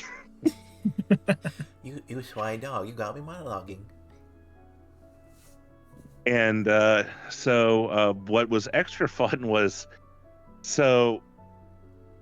paladins don't have much magic, but they have like some derpy little general cleric spells that they get. And again, I can't remember which edition this is, but there was specifically one spell that was like lethal withering that did an absolute nonsensical amount of damage. And the only way to counterspell it was to cast the spell Create Water. Oh, which was a level. And it was like a level 0 spell for clerics and paladins. And so we're like, finishing this fight. Baddie's down to the last one. I've smacked him upside the head, running with lance a couple of times. Done a ton of damage, and horrid wilting. And I'm like, oh crap, horrid wilting. What does that do? We look up horrid wilting in the book, read it down. Horrid wilting can only be counterspelled by Create Water. Our counterspell wizard goes, no, I don't have Create Water. I'm like, I do. And everyone just looks at me for a moment, and I'm like, I do. But you're a paladin. I'm like, I know, paladins get those stupid level 0 spells that nobody cares about. It's like, well, we care about them now. It's his time to shine. So that was quite fun to proceed to then murder the villain as my GM sighed and said, well, you just finished the entire campaign. Well, big bad evil guy did. See you next week. Bye bye. just in the session there. Yeah. Mm-hmm. Yep, just gotta head on out. What's another fun story I got for you guys? I have a good story that Oh, sure. That is it is the one that I'm playing for the past year with Spiny and everyone. So this was it was a bit of homebrew at the start, but then we just changed it to the normal 5e campaign. Is Dragon of Icespire Peak, and the way we had this work is the party had come to a ruined shrine that was full of orcs, and so we had our Sharmine and our sorcerer go up disguised as orcs, and they managed to sneak in with the disguises, and the Sharmine, using the psychic spoke to the orc that was guarding the back room, and they, for whatever reason, decided that they wanted to probe for any weaknesses. And I said, okay, their dad left them when they were little, and okay, thank goodness the voice is gone. I can talk normally. So I just threw out them around, like, okay, they were abandoned by their dad when they were little, and so the Shardmine, our wizard, said, okay, I'm going to pretend to be their dad, as I speak to them in their mind, as like, ooh, I'm from beyond, and they rolled with advantage, and they rolled 2 nat 20s. Okay. So nice. Mm-hmm. And so they basically had, in convincing them that, oh, hey, I'm your dad from beyond. I've sent two orcs to help you, and just do whatever they say, okay? And he's like, okay, Dad, I will. And he lets them pass, and they do their thing in the shrine, and eventually the fight breaks out, and the orc doesn't want to fight his comrade, so he's a bit like conflicted, like, like, oh, do I help them and like go find my dad, or do I, fight, my, fight them, and so the shard mine again tries to convince them like, hey, just follow us. We'll like we're the ones you want to be with, and I had him roll, persuasion or deception, whatever, the same roll, and he rolled 2 nat ones. Ooh. Balance. The world has been balanced. The world has been balanced, yeah. So I just had the orc just realize like, wait, that's the same voice as my dad. You're not my dad, and they had to like, so he started fighting with the shard mine. And they had to put him down. I think they essentially like headshot him. So like he that was the quickest adoption and unadoption ever. Nice. That sounds like one of the meanest things I've ever had a villain do to a player before, though. I have a villain, one of those lovely repeat villains that I love to bring back to torture my players whenever possible with. Mm-hmm. His name is Comnate, and he is a little bit of your classic mad scientist in a fantasy role, a little bit of Lovecraft, a little bit of body horror, a little bit of pure Cthulhu-esque insanity, the kind of thing you'd expect from a guy who, streams as a tentacle monster. So, one of the things Comte is known for is he loves to make deals and trades. But as the nigh immortal, invincible pain in the ass that he is, he doesn't care much about money. So he'll trade for anything else, including things like feelings, memories, etc. Oh no. So he also loves to offer things that seem like great deals at first.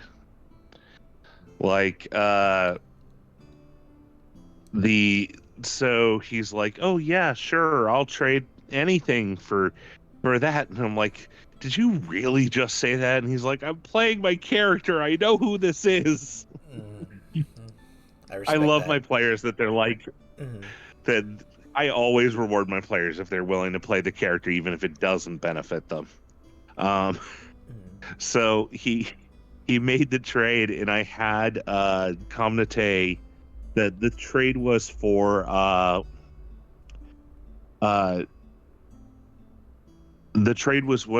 one important memory, and the memory he swapped out was the memory of saying, hello, my little boy, this is your father. And swapped that out with the memory of it being Comnate saying that.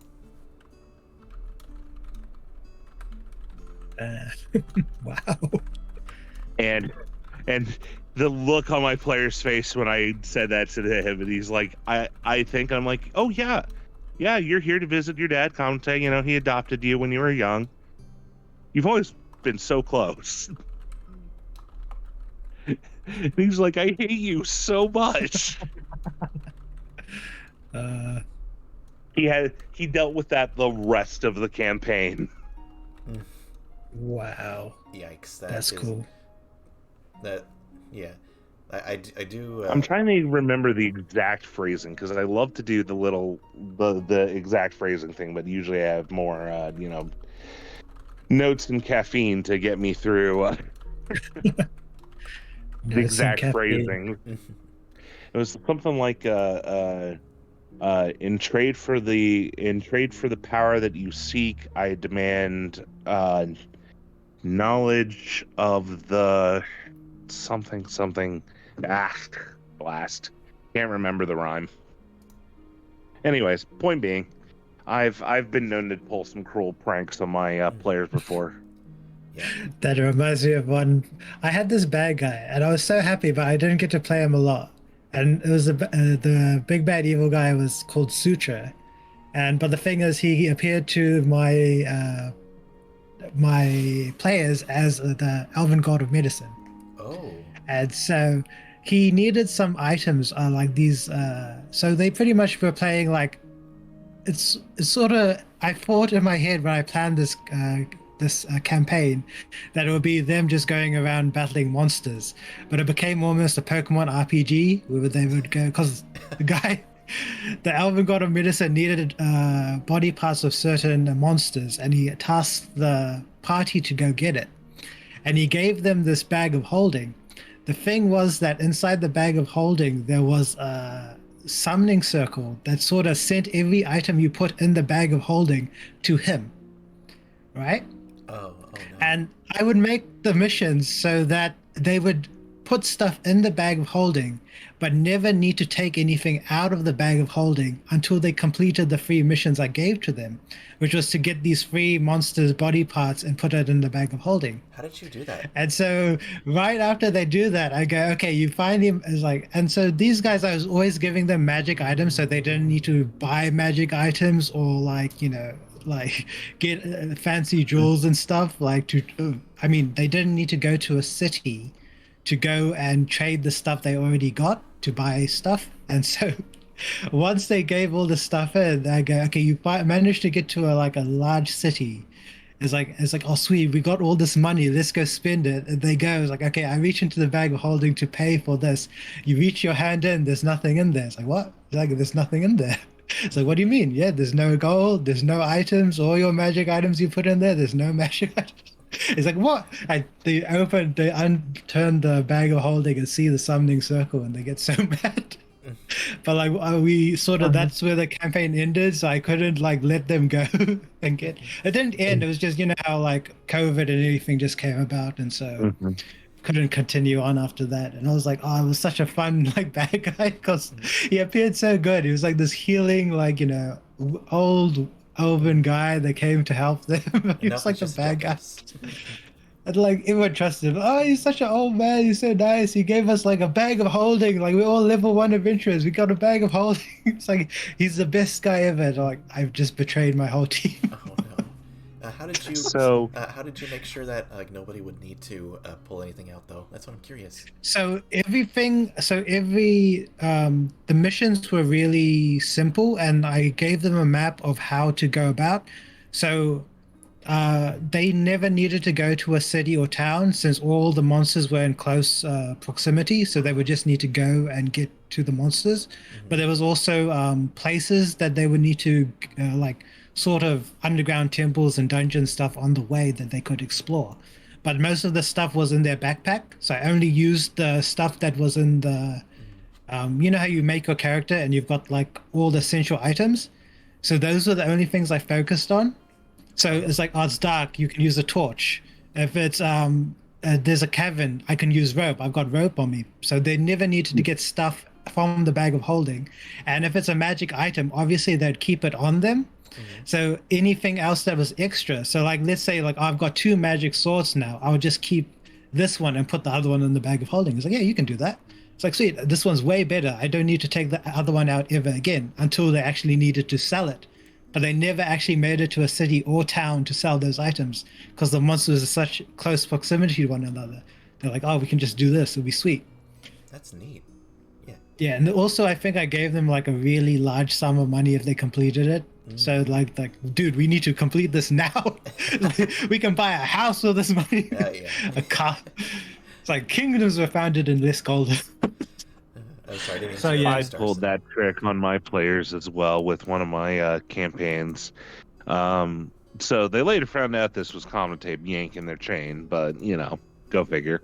But what I told them was I had Kamite and his maid show up and claim that they were a minor noble couple that wanted to get married but needed the family ring that was kept in the family crypt. Ooh.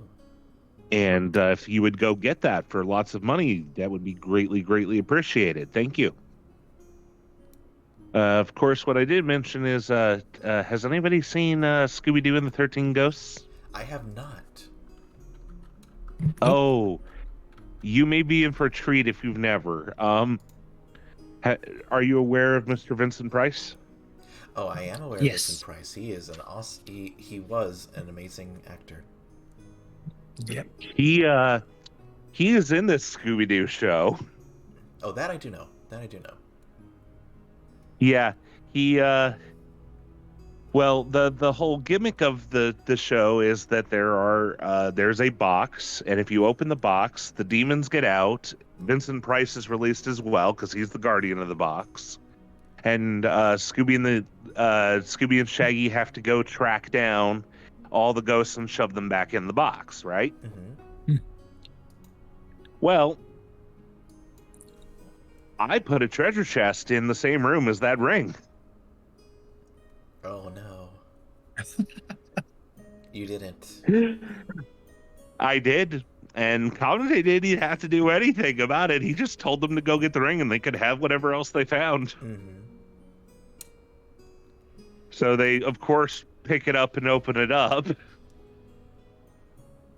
And then they find out, of course, that the ring is just a tin dummy ring that, he had thrown in there as a decoy. They bamboozled them. He knew that their greed would overcome them. Yep.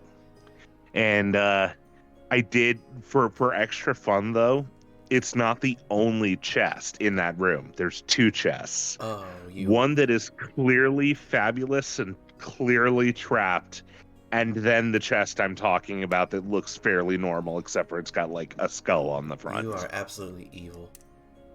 I love that. I love Did your players not go like, oh, is this a mimic? We should. Well, because they do. They poked it with a stick. Okay, that's good. Mm-hmm. And that's why I have poking.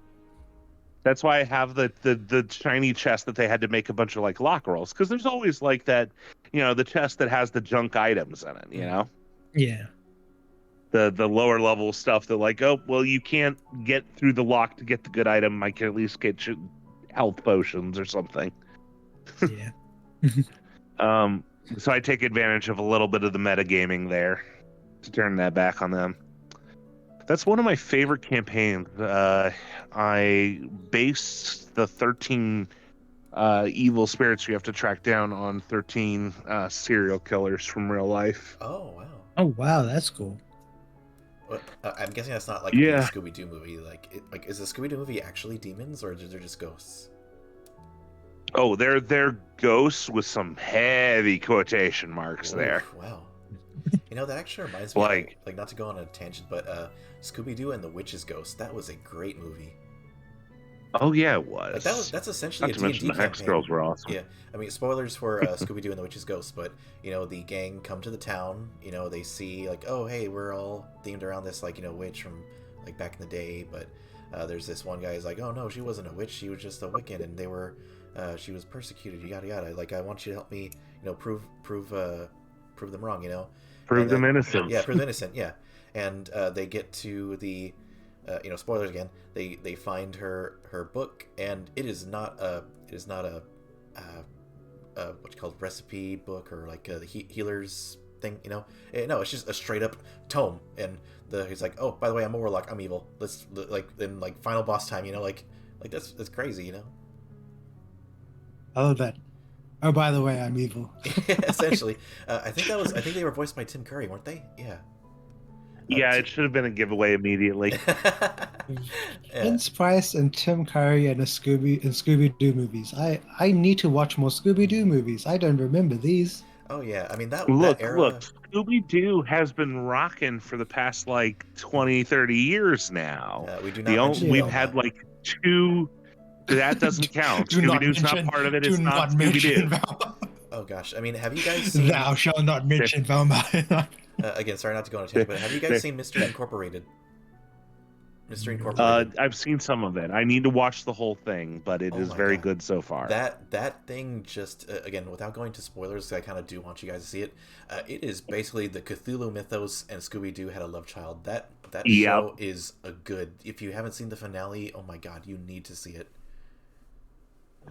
And what's this Yep, called? I like Scooby Doo Mystery Incorporated. Okay. Yep. Mm-hmm. There's as many Scooby-Doos as there are Power Rangers.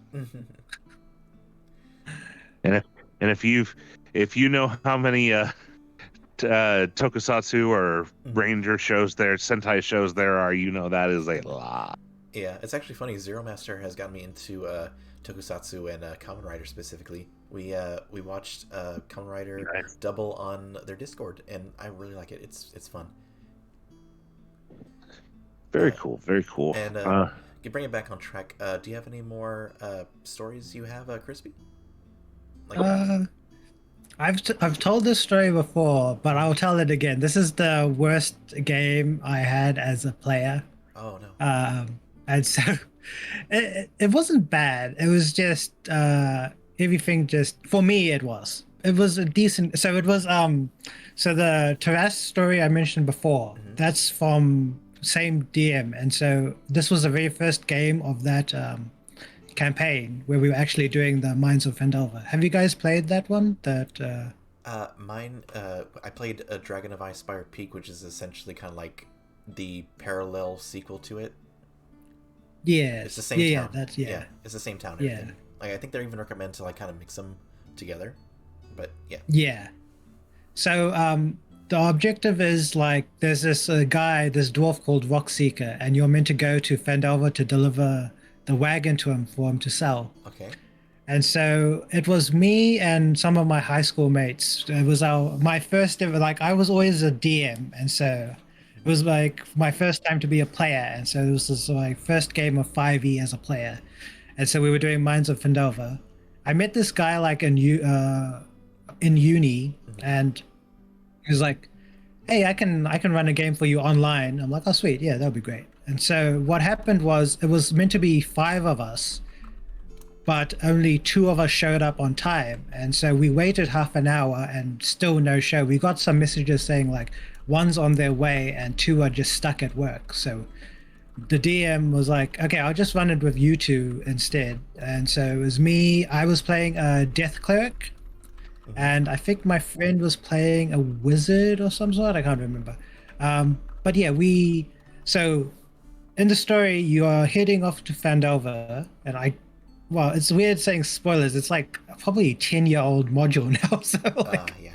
if you haven't played it, it's like, so when you're on your way, there is a couple of dead horses on the ground. And if you get a closer look at them, one of those horses belongs to Rockseeker. And so you're like, okay, something's happened to Rockseeker. You need to investigate. But that's actually an ambush for some goblins to pop up and attack you. Ooh. And the thing is, the module is actually very overpowered for like, if you don't have a good group of first level players, it's quite a hard module to do. Really? Oh shit. And there was only 2 of us, right? Oh no. And so at that time when we reached that point in the story, one of the guy that said he was on his way, he arrives. Those goblins. And so I'm like, okay, our numbers just increased by 1. This is good. And there's like I'm like waiting for the DM to introduce him. Like I'm like, okay, where would you like if I was the DM, I'd say like, oh, he was just sleeping in the wagon. He was like our number. He was already a part of the group and he was just sleeping all this time. It's like, and then so the DM's like, oh, he's arrived. Okay, I think maybe it was out of spite, but he was like, okay, you guys find 2 dead horses and a dragonborn. I'm like, what? You find 2 dead horses and a unconscious dragonborn. I'm like, why is he unconscious? Why have you done this to us? Like, we need him here. Like, you could have just said. And we're like, okay, so I'm playing a cleric. I have to go heal this unconscious guy. It's like, but then I'm like, why is he unconscious? Can I do like a perception check to see if like there's anyone around us or anything that's going to attack us? And I rolled terribly on my perception. It's like, no, you see nothing. It's just 2 dead horses and an unconscious dragon. Well, okay, then I'm obviously going to go and heal the guy. If he's unconscious, I can save him. So I run over and I heal him. The moment I go and like heal him, goblin pops up, shoots an arrow, crits, and I go down. Oh no. And so for the rest of the fight, I am down doing death saving throws while so the thing is, the Dragonborn comes up, I go down. The Dragonborn has no idea how he got there, but like there's this now a dead elven man that's lying on the ground. I mean, dying elven man that's like on the ground next to him.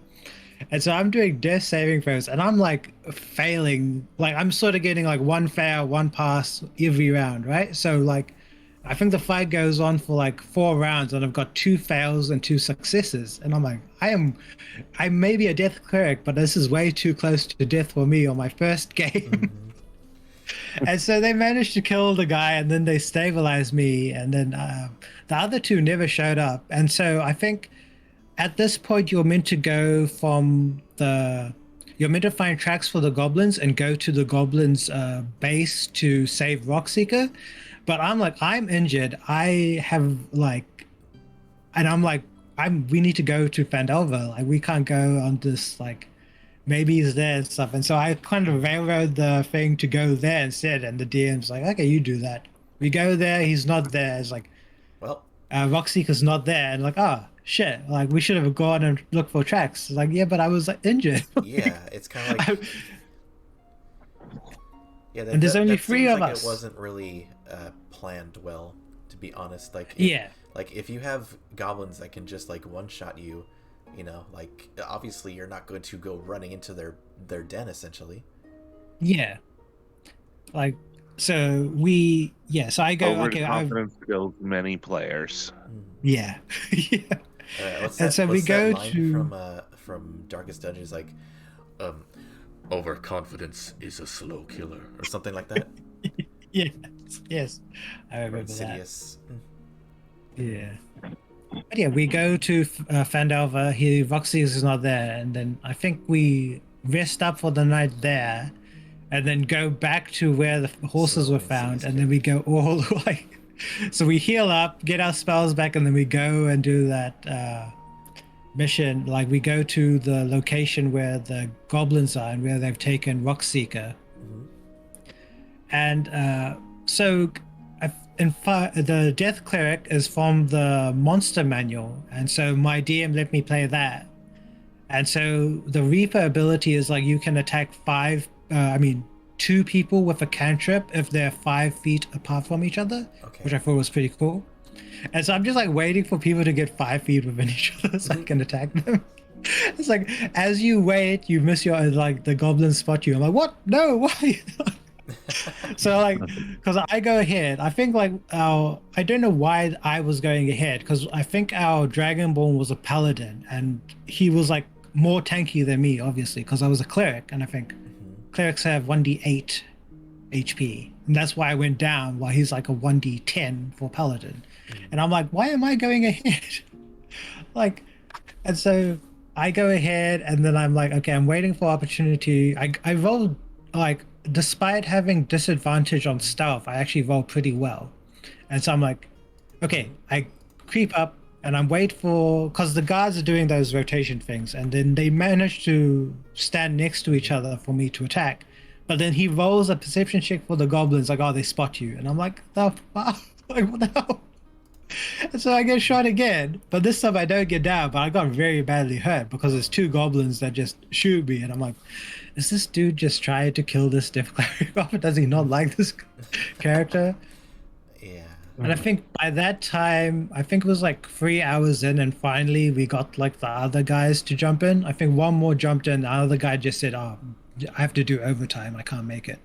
So we managed to get 4 people, but I am, again, like almost down. So the other guys run in, and then they start fighting stuff, and I'm like there healing myself. I'm spending most of my like spells on myself at this point. It's like I'm like the most useless cleric ever. Like the cleric's mostly spending his heals on himself, while he's just like, now I'm just hiding behind the paladins. Like, you go. I've like lost all my like motivation to do anything now because I keep dying. I should be like a dying cleric instead of a death cleric at this point. And so yeah, we sort of end because like I think like the DM was also planning for 5 people. I don't know, like it's a module, but I think he also thinks that this was too difficult, and so we sort of we ended the session there. So I'm like just died twice in like one game almost. And so yeah, that was interesting. Sorry to hear that. No, no, no. It's like, I like because I was like my very first game of 5e, and I'm like, wow, this DM critted in first round, like first ever roll, and I get hit, and I'm down.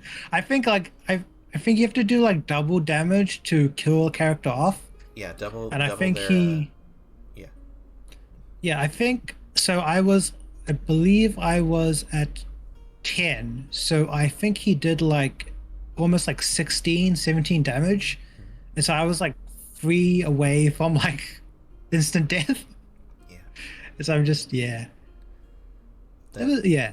that did remind me though of a story I did forget, which is more of an unfortunate incident than a sad story. But I had a player essentially die in one round. Uh, I was playing or running the Rick and Morty D&D module. You know, I know it's I got the one. mhm. um, What? What? yeah, you don't know. Wow. Uh, so No. so yeah, It's pretty awesome. there's an official Rick and Morty D&D module, and yeah, I'm actually gonna try and do like a one shot of that someday on here. But the Nice. long story short is that the players get to this room, and there is a uh, was it a wraith or some sort of like undead, you know, and it's tied up into a chair, and uh, the it is being like haggled by a bunch of goblins. And to make a long story short, the goblins are accusing the wraith of stealing their ass cheeks. It makes sense in the module. Um, Yeah, but that definitely sounds like a Rick and Morty module right there. mhm. Oh, I know. Just wait till you get to the giant ass statue room. But anyway, so the to make a long story short, a fight breaks out, and just in the brawl, the goblins down a player because they're level 1, and the wraith is supposed to break out of. No, it wasn't a wraith. That sounds way too high level, but essentially the undead is supposed to break out after X amount of turns, and the person that is down in front of them, and it's their turn before that. They roll their first death save, and it is a nat 1. And so that is 2 out of 3 death saves failed. The undead breaks out of the chair, and it is as written. You know, it's hostile. You know, it's not just gonna. It's an evil monster. You know, and so it just pounces on the player that's down, because they fell essentially right in front of them. And so I was like, okay, maybe I wasn't expecting the crit fail, so I was like, maybe they'll distract it before it kills them. And so it rolls with advantage, and one of those is a crit, and so the wraith just essentially just like rips apart this PC in like a round and a half. Oh man. Which is unfortunate, but I was able to bring them back in almost immediately, because the next room in was essentially like a octagon hexagon shaped room with like a bunch of doors around it, and every door led to a copy of that room just infinitely until I figured out the puzzle. So I just had their new player just be like, oh hey, I've been lost in here, you guys can help me out, you know, like find a way out. But it's sad whenever, you know, like you have like those nat 1 death saves, and you essentially just are dead immediately if you don't get help. Yeah. Sorry, I kind of rambled a bit there. Starson, do you have a bit? No, it's all right. It's all right. I'm about up to my time limit though, guys, because I might need to roll out here soon. Okay. Okay. We have gone for about 2 hours. Yeah. Yep. That was about what I set aside to allot for tonight. Okay. So Yeah, I think that's a decent amount of time. Okay. Yeah. I did have one last story I didn't want to say. I just kind of was going to let you guys go, but is it alright if I do that then? I kind of don't want to hog the attention. Yeah. Go ahead. Okay. No. yeah, one for the Good. road. Okay, one for Yeah. the road. And it is a funny story, so ended on a high note. So, again, this was the campaign, or is the campaign that I'm currently running. We've been going on for a year, and this was closer to the start. We have a paladin, which kind of breaking the mold here is a bit of a edgy brooder, not the rogue this time, and they are playing like a younger character, not like a full-on grizzled adventurer, and he was just moping about like, oh, I don't even want to be here, I'm just like doing it because I got no better option. And our sorcerer, again, she is has her own backstory, and she is kind of more like the she's ended up kind of being like the mother figure, kind of nanny. I think babysitter is a more appropriate word at this point. But she decides to take our young paladin aside as they're camping out, and takes them like a bit like deeper into like the tree line, where they have a bit of privacy. And she disrobes a bit and shows the paladin her back, and her back is covered in scales, black dragon scales. And she explains to the paladin that as a young girl, these scales just violently erupted from her back, and it was very painful, and ever since then she's been haggled by cultists, and her town was attacked. It's a very tragic story, and they had a heart-to-heart, and she essentially shown like a bit of a softer side that she doesn't usually do, and had like a sweet moment. And so the two of them come back after quite a bit, and our Shardmine, for those who don't know, Shardmine is basically like a rock creature, and they're a bit blunt, as they are rocks. Says as they come back, "Did you two fornicate?" And the sorcerer goes, "Oh my god, no," and just kind of storms off in a huff. Goodness gracious. Did you two for I should ask that in every game now. Every time two NPCs or player NPC or two player characters walk away, like the most like heart to heart situation. Did you two phone? Exactly. We all bursted out laughing. Even the sorcerer character, they were just like playing the after everybody stopped laughing, they're like, "Oh my god, no," and stormed off. But man, that was a funny moment right at the start. But yeah, it's been a fun campaign. I love those guys. Oh, that's good. It's always good to like actually find a good group you can mesh with. Like I think most of the time I've been lucky enough to find that group. Most people that play D&D are sort of like there to actually have fun and just tell a story together. So yeah, it is nice. So like I've got like only like a few bad stories. Most of the stories I have actually really good. These are just a few out of many. Yeah, well, I'm really glad that I got to be on here and talk a bit. Yeah, thanks for the invite. I really appreciate it. This was fun. Thank you for fun. Like telling me a lot of stories, because I have not a lot.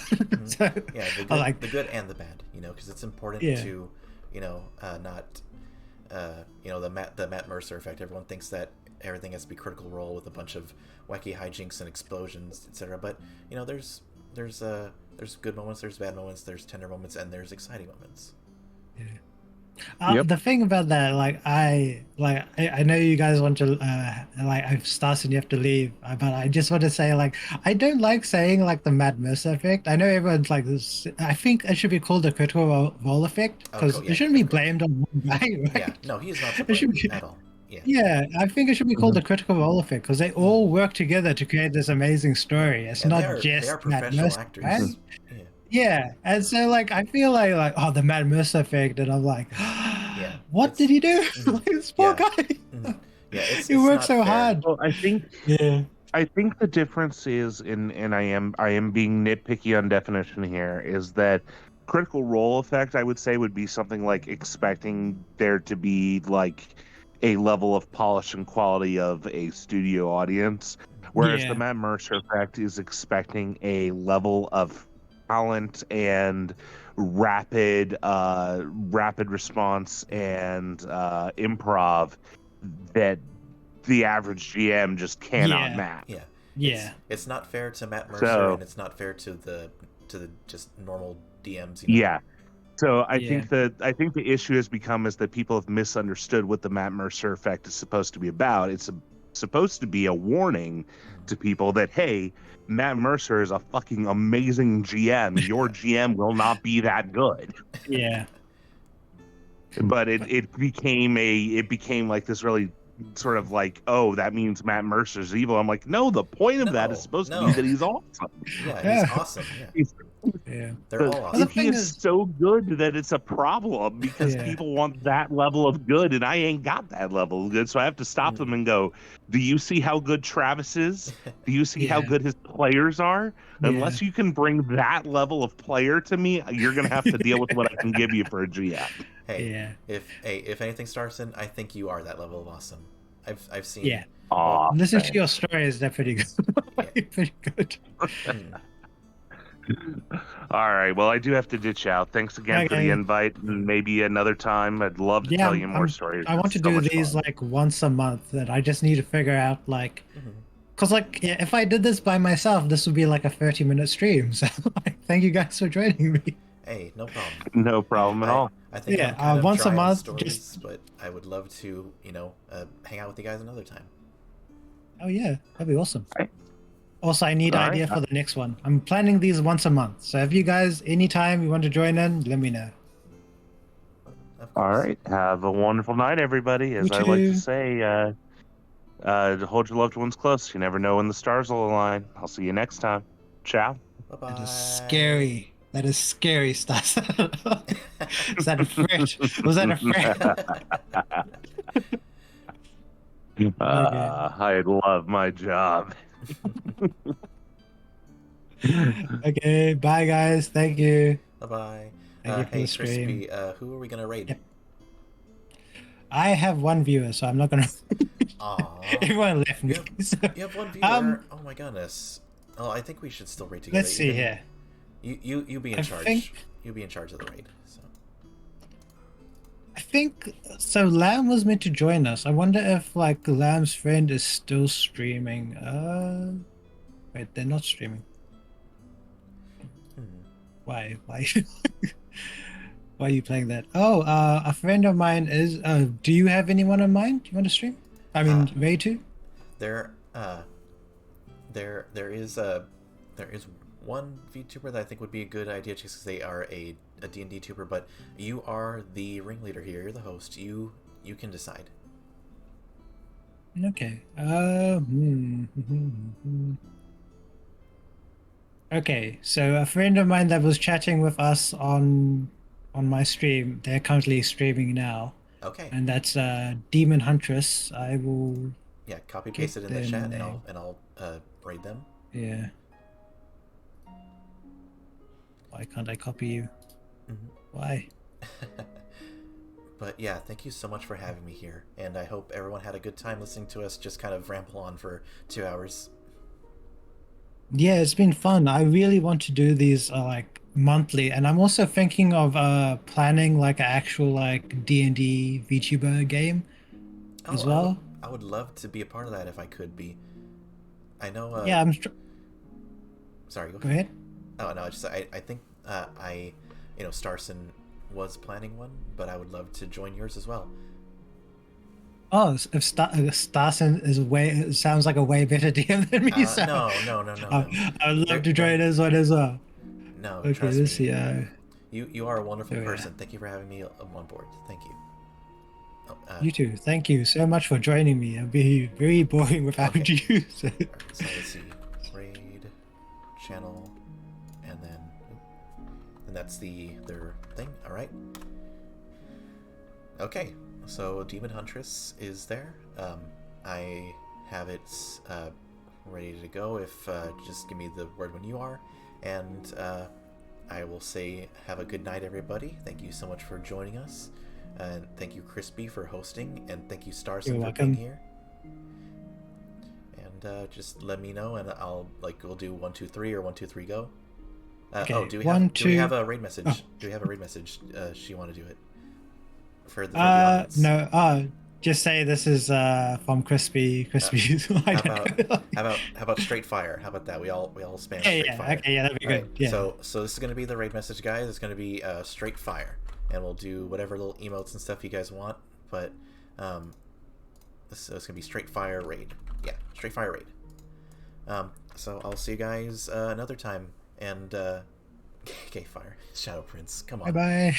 All right, just tell me when. 1, 2, 3, or 1, 2, 3, go. Okay, 1, 2, 3, go. Okay. Oh no, they're offline. What? No. Quick, go back to the stream. Everyone, Is this live yet? they're offline to me. Oh. Wait, guys, quick! Don't leave! Don't leave! No. Okay. Do you want to raid a? Do you have another person you want to raid to, or no? There is. Okay, I'll write their name on the chat. Okay. Okay. It's okay. Let's see here.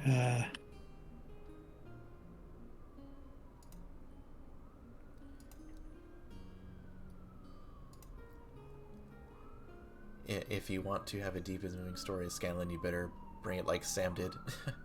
Yeah, that is a good point, Shadow Prince. Yeah. All right. Remy the Cerebi? Oh, Yeah. okay. Fellow Hellhound. A fellow hound. Okay. If this doesn't work, then you can just raid whoever you want. All right. No, it's raid. Then, okay. One viewer. 2 viewers. Nope. It's okay. It's not about the thing. It's just about showing support. Yeah. Yeah. So we'll both do what's called the straight fire raid. All right, guys.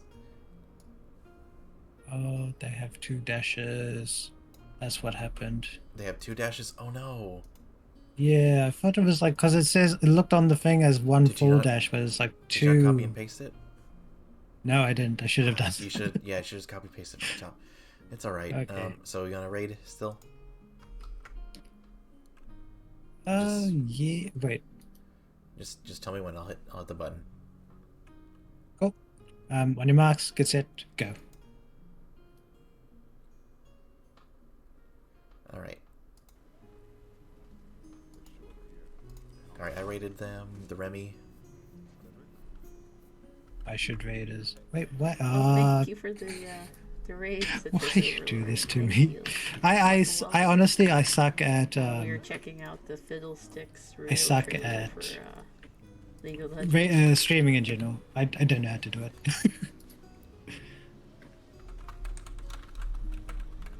Did it go? Did it go through? Shut up, first. Oh well. I didn't know my cap lock was on. I was like, I think that's it for me. Bye bye.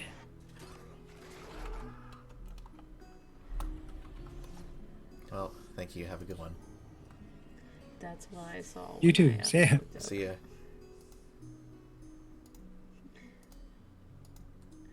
No, you're good, Citrus. Thank you for trying. I thought it was cute. Yeah, delete this now. I thought it was cute. I got a little distracted from it though, but oh, Crispy sent you. Yes, Crispy. One of my besties. Hi Crispy, hi. Yes, welcome. And get out of here and Shadow Raid Legends. I did not approve you. Yeah, it caught me while I was momentarily distracted. All right. Oh shoot. Good night, guys. You Oh, guys that still there? sucks. Bye bye. I keep trying to raid people and I always mess it up, so I'm not gonna lie.